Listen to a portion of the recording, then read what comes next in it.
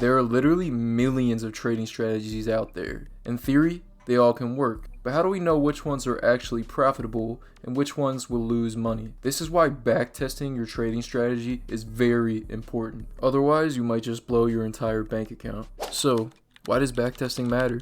Backtesting gives you verified statistical data based on old price action. This basically just means that you don't have to guess the win rate of your strategy and if it's profitable, because your backtesting software will literally tell you how many trades you took and what your win rate and P&L is. The second reason backtesting matters is it boosts your confidence in your trading strategy. Once you have the data that proves your strategy works, you don't have to worry about if it works, because it literally proved that it worked.